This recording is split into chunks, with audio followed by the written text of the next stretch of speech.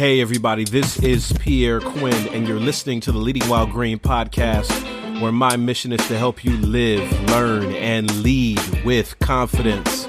On this episode number 13, I'll be sharing why you don't need to capture every moment, what happens when you don't read the fine print, why your environment is vital to your success, and I'll give you an update on 2 projects that I'm working on. So, listen up.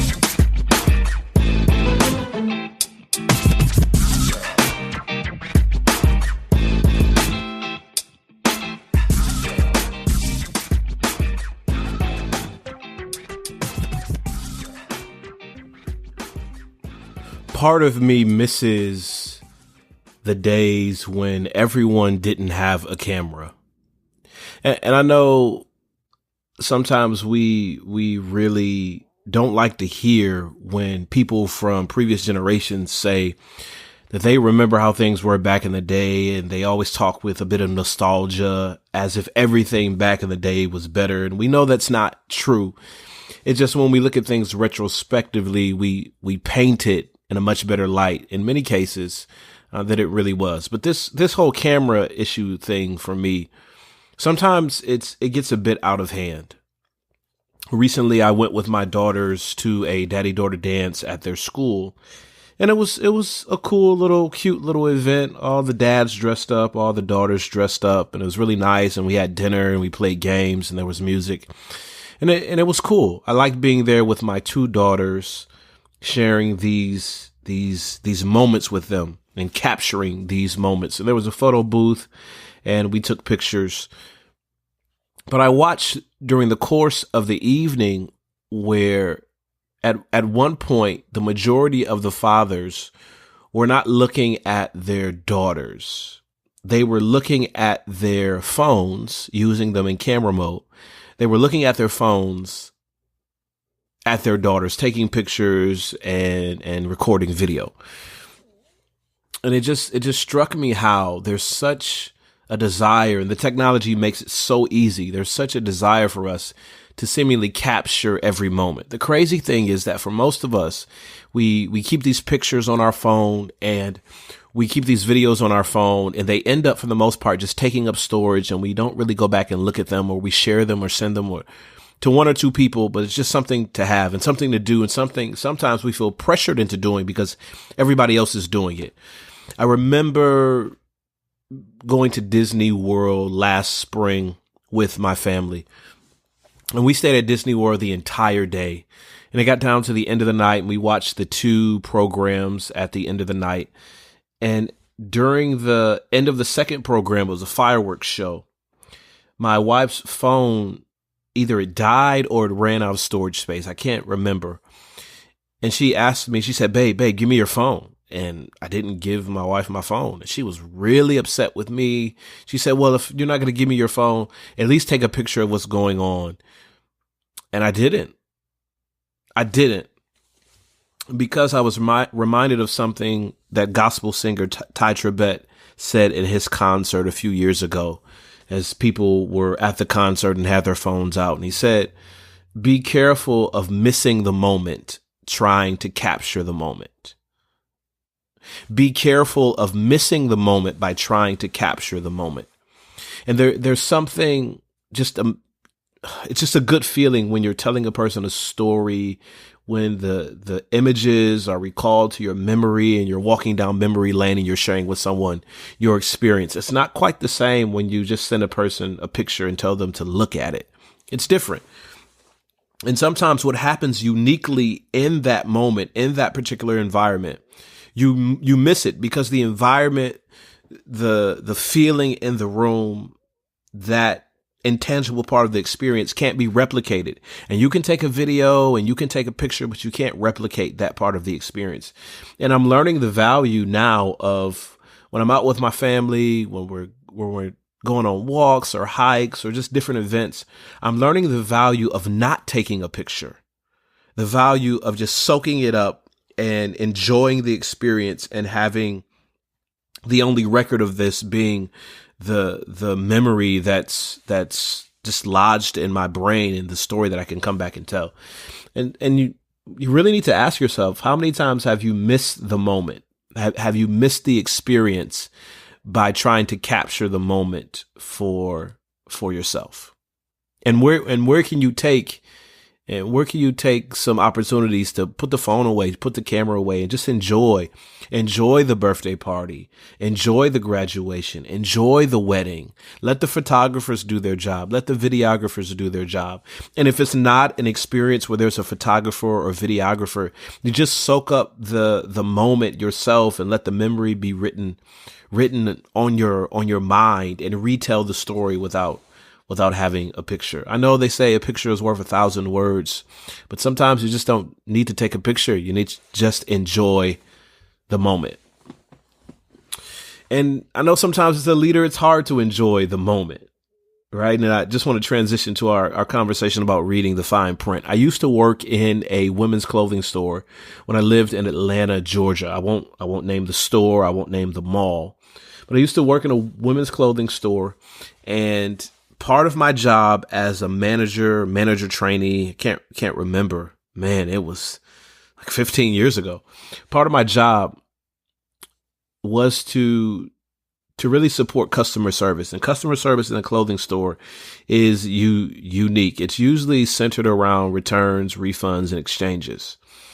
And when you would purchase something from this particular clothing store, on the back of the receipt, sometimes on the front, on the receipt somewhere, I can't remember exactly where, but on the receipt somewhere is always these conditions, this fine print. No refunds or exchanges after 30 days. If you want a refund or exchange, you have to have your receipt. We don't exchange or refund items in which the tags have been removed. It's just these things to take into consideration. And every so often, at least once or twice a week, people would come in and ask for a refund and ask for an exchange. And I would have to tell them, well, I can't refund this because you took the tags off. Now, I know in some places people buy clothes from the clothing store. They wear them out for an event. They enjoy themselves. And then they bring the clothes back to the store because they couldn't afford to purchase the clothes in the first place. Now, I know you don't know anybody like that, but having worked in a clothing store, I know that it happens. And people would take off the tags and wear it, and you would smell it sometimes. You would smell that they were hanging out, and it just didn't have the odor of a new garment. And just arguing with people over the policy and asking them, did they read the fine print? Did they read the receipt? Do they know our return and exchange policy? It's past 30 days. You've taken off the tags. You don't even have a receipt. And having people argue with you because they really wanted to disregard the fine print. They wanted to disregard the details. And really, no matter how you feel about the policy, by choosing to purchase something from the store, you're really agreeing to abide by that particular policy. Now, how does this work for leaders? For many of us, we have not read the fine print. And for much of this leadership space, the fine print is unwritten, but it's there. It's there. We haven't read the fine print. We like the idea of being a leader. We like the idea of being in charge. We like the idea of having a family. We like the idea of being a pastor or project manager or a team leader. We like that idea, maybe for the power involved or the perception of power involved. Maybe we're battling our own esteem issues. Maybe we don't have value or we're not respected or regarded in certain areas of our lives, like our family and our social circles. But our roles, our responsibilities at work or even at church or in a nonprofit volunteering context, we get a title and we feel important. But what I've been helping a lot of leaders wrestle through lately is depression and anxiety related to leadership. And the truth is, part of that depression and anxiety has come from not reading the fine print. There's a stress that comes with leadership. There's a difficulty in dealing with people. And if you're in a leadership position, there's at least one person who will not be happy with you. They will not be happy with a decision. They will not agree. And there are many times where the people who are not happy, it has nothing to do with you. It has everything to do with what's wrong or what's going on in their personal life. that they're not dealing with, that they're afraid to deal with, that they don't have the tools or resources for dealing with.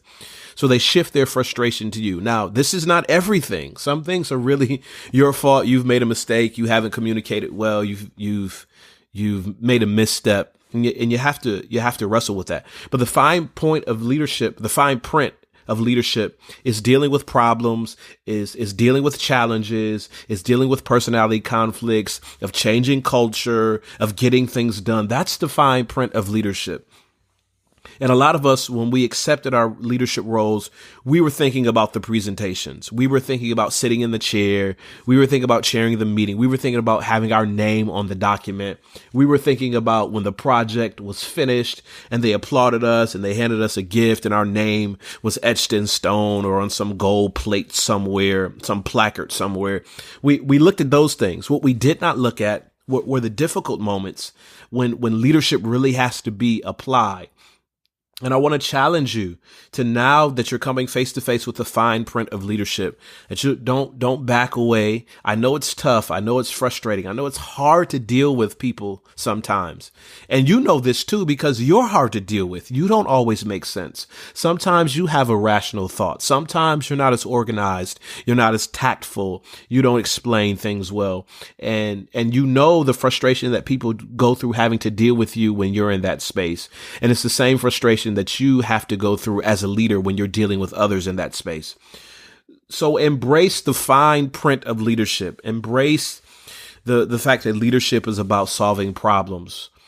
Colin Powell, a former Secretary of State, Colin Powell, said that once you stop leading soldiers when they've stopped bringing their problems to you. That's a rough paraphrase. You've stopped leading your soldiers when they've stopped bringing their problems to you. So if you're in a leadership position and people have stopped bringing the problems to you, stopped bringing the challenges to you, stopped mentioning to you, then they're really counting on someone else for leadership. And leadership is embracing the difficulties and challenges and facing them, not just in the business context, not just in the ministry context, not just in the nonprofit context, but also in the family context. As a leader in your family, you are called to deal with the frustrations of life and help your family members deal with the frustrations of life. And that's the fine print. And if you're not up for that, then you probably shouldn't try to start a family. If you're not up for that, you shouldn't take a leadership role. If you're not up for that, don't take the responsibilities, because it's not just the regard that comes along with it, the high regard. It's also the challenges. It's also the difficulties. And good leadership demands that you embrace those fine points of the difficult aspects of leadership. So just want to speak to my leaders out there who are dealing with difficult times. You're stressed. You are dealing with anxiety. The people on your team aren't doing right. They won't work together well. The people at your church are frustrating you. The people in your group are just not responding well. Really just check how you're dealing with those individuals and continue to work at it. Culture is not just the particular environment that you're in, but culture is also shaped by how you as a leader respond to that environment. I know it's tough. I know it's rough, but we're coming down to the end of the year, and I want to challenge you to finish strong and go back and read the fine print. Speaking of environment, I have a plant in my office at the church in which I serve. Someone gave me the plant. I think it was for my birthday. I can't exactly remember when they gave me the plant, but I've had the plant for a little bit of time now. And in my office, there's a window, and I make sure to open the blinds just enough so that when the sun is up, it's shining directly on. It's come through the window, filtered through the blinds, angled and shining on my plant. And then I put water I water the plant because plants need water and sunlight. Well, I noticed that someone had cleaned my office and they had closed the blinds, and there were some brown leaves on this plant. And I noticed that the water was a little dry, and I hadn't watered it in a couple days. So I opened up the blinds again, and I put water in there, because the environment for the plant is really important. If the plant does not have sunlight, if the plant does not have water, it's going to die. It's not going to be able to grow up to its fullest potential. The green qualities and characteristics of the plant will turn brown, and it won't be attractive anymore. It won't be appealing anymore. And then also the plant will be a reflection of the place that the plant is in. So I just want to challenge you to get in environments where you can get light and you can get water. I don't really have an analogy for that, but get in places. And I know jobs are tough. Responsibilities are difficult, but get in places where you can get some nourishment. I got a few groups of people who I can talk to, who I can hang out with. And for me, it's like sunshine. And for me, it's like water. I guess that's the analogy, right? I got a couple of groups of people that I can hang out with, and we can go out to eat and we can have a good time and we can talk, and I can be refreshed. I can be revitalized. I can just kind of let my hair down. I don't have a lot of hair and some of it's falling out, but I can be myself and just take a deep breath. And I really look forward to those times where I can just exhale and be okay. And you need to find places like that. You need to find spaces like that. You need to find environments like that where people are pouring into you, where people are giving you advice, where they're at least giving you encouragement, where you don't have to put on any particular hats, and you can just count to 10 and just soak it all in and take a load off. You need those particular environments. You need those environments because without those environments, you won't be able to grow. You won't be able to really live up to the potential or live up to the demands that are placed on you. Now it's not all of my office that gets this particular light. Now, when the sun is up, the light shines through the window and the office is illuminated somewhat. But the way the blinds are angled ensures that the sunlight directly hits the plant. And I'm trying to be very diligent about watering this plant. Now, the whole office doesn't get water. The whole office doesn't get sunlight in this way. It's just this plant.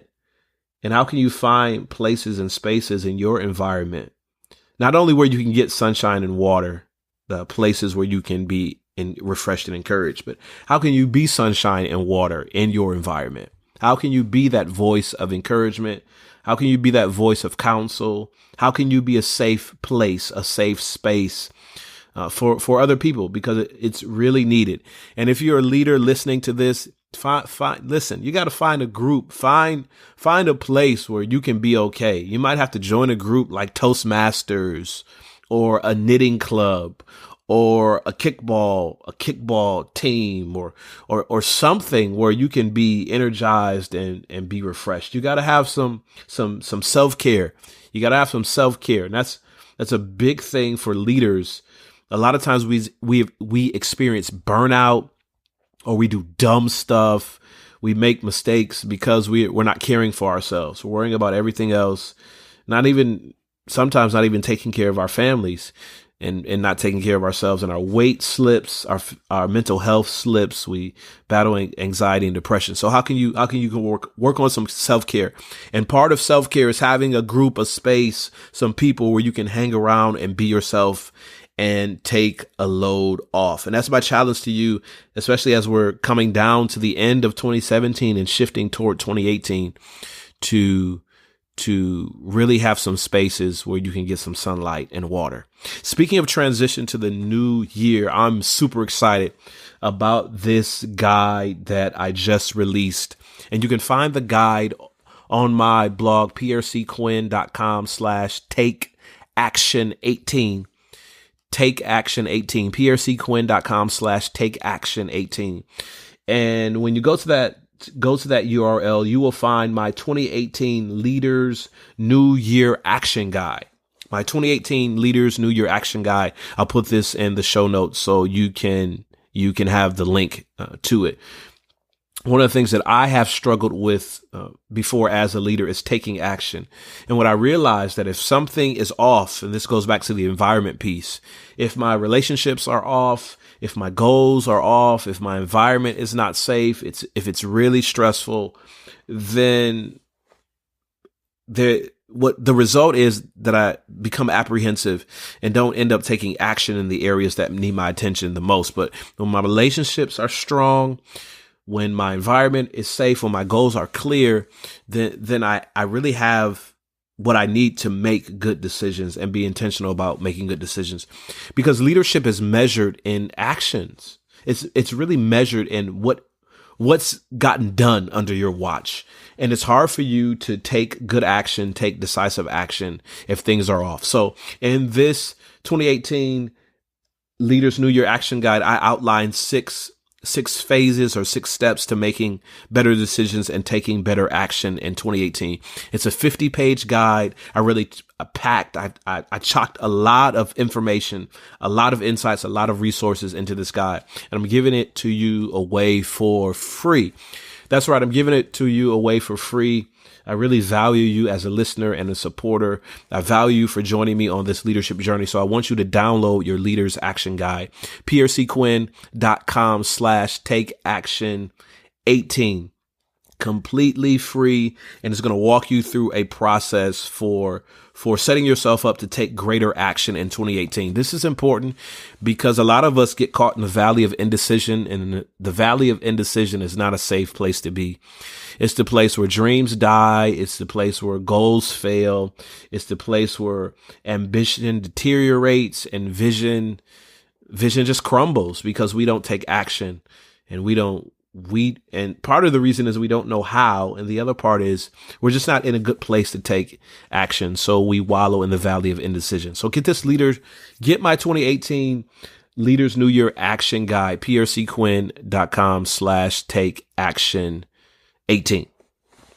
So that's one project that I'm working on. I just want to pause here and just really encourage you, if you're working on projects, get those projects done. Get that stuff out there. A good friend of mine, Chris Bartley from the Bartley.group, is working on his book, The AntiHero Project, and I'll put that in the show notes. It's an amazing project. Now, I've been talking to Chris about this for a couple of years, and his apprehension has been really trying to work to get it perfect before he puts it out there. Well, I'm excited that Chris is now writing The AntiHero Project. He's now writing the book, and you can pre-order his book. You can go to his website at the bartley.group and see The AntiHero Project, see the book there, and I'll put that in the show notes as well. And that's really for those of you who are lost or really struggling on your journey and trying to figure out your life's direction. Maybe you've made some mistakes in the past. Maybe you have some things that you're embarrassed about. Maybe in your own personal story, you've shifted from being the hero to self-sabotage. The AntiHero Project, this book will guide you. How do you get out of that cycle and really change your personal narrative? So check that out and look in the show notes for the link to that. And you can go to bartley.group. That's the website, bartley.group. So shouts out to Chris for working on that project. And I would just want to push you to get something out. It's still some time left in the end of 2017. Get something out there. Now, this Leaders New Year Action Guide, man, I've been promising people all year that I was going to put something together in terms of direction. And I sat down and I did it. I needed to get it out there. Listen to me. Done is better than perfect. Done is better than perfect. You can always come back and tweak. You can always come back and edit. You can always come back and do a new addition to it. So guys, put some stuff out there. There are people who really need to hear what God really has placed on your heart to do. Some of you are holding back on taking action, holding back on starting ministries, holding back on starting businesses, holding back on the training and resources that you need, holding back on writing the book, holding back on the YouTube channel, holding back on the blog, holding back on the podcast. And you're not just hurting yourself, you're hurting the people who need to hear from you. So get it out there. You can correct it, you can tweak it, you can spruce it up, you can modify it later, but get it out there and start today. Start today. Wanted to let you know about another project that I'm working on. Man, I'm just trying to crank it up at the end of this year and going into next year. Going to start a leadership coaching program. Going to tease it at the end of December, so be on the lookout for that. But starting a higher level leadership coaching program in 2018, because my mission, remember, is to help you live, learn, and lead with confidence. But this other project that I'm working on is a book project. Now, I wrote Leading While Green. You can check that out on my website, pierrequinn.com bartley.group.com/store. And Leading While Green is part of my personal leadership journey, and then encouraging emerging leaders who need to grow in their leadership. My second book was Revision, Embracing What Happens Next. It was a 21-day devotional project centered around learning the lessons from your past and then reflecting on how you can use those lessons to move forward in life. And now I'm releasing a new devotional project. It's called Celebrate, Finding God When Life Calls for a Party. Part of the reason why I'm releasing this devotional is because the church in which I serve is celebrating 40 years of ministry. Fairly young church, but celebrating 40 years of ministry, and really to cause the congregation and our leadership team to reflect on what it means to celebrate. I'm writing this devotional called Celebrate, and I'll start a teaching series called Celebrate. And part of my leadership development and training with my staff will be focused on celebrating. But I also wanted to release the project to anybody else who really wanted to reflect on the milestones of their life and how they can find God in those milestones and really celebrate those milestones. So you can find that on my website, pierrequinn.com/store. Pre-order the devotional. I want to challenge you to pre-order it by November 25th, and then it'll ship in mid-December in time enough to have it for the new year. And we'll do some videos, a Facebook group, some coaching around this Celebrate book project. But we want to make sure that we get it in your hands. So be sure to check that out. Everything is on my blog. Click on the store to see the books that I've written. If you want to have the Leaders New Year Action Guide, you'll see a banner for that as well. But you can go to pierrequinn.com/take action, because we want to put these resources in your hand. This is really important for me because I know a lot of people I've heard of and had conversation about, a lot of people over the years, even many individuals who I have looked up to, who had incredible insights, who had wonderful things to share, but they just didn't write it down. They just didn't write anything down. They didn't leave anything behind as a legacy. And I said, as much as I have influence, as much as I have leadership, as much as leaving a legacy for my family, I know I talked about that in a previous podcast episode, that I wanted to write things down. I wanted to leave things behind. I wanted to leave some tools and resources behind for the leaders who will come after me, and really to help them grow on their leadership journey. And I want to challenge you to do the same thing. In whatever area of leadership that you're in, I want to challenge you to at least write a guide for successful leadership in that area. And it doesn't have to be long. It doesn't have to be a 300-page encyclopedia volume. I know some of you are like, encyclopedia, what's that? Just Google it. Encyclopedia was how you used to do research before the internet. It doesn't have to be a huge 300, 400-page volume. It could be something as, 50-page guide, 25 pages, 10 pages of your insights over the years on how to lead effectively. What would a 10-page guide on effective parenting look like from you? What would a 10-page guide on effective project management look like for you? What would a 10-page guide on effective ministry leadership look like for you? Or even greater nuance than that. What would a 10-page guide for a successful business look like for you? And I want to challenge you to write that, to put it down, to get it down, and put it out there so the world can benefit from your experience. Hey, this is all I got for this episode of the Leading While Green podcast, where my mission is to help you live, learn, and lead with confidence. Hey, I need a review. I need some reviews from you. A whole bunch of you are listening. Write a review on iTunes. It'll help me get my message to the world. And until next time, take care and God bless.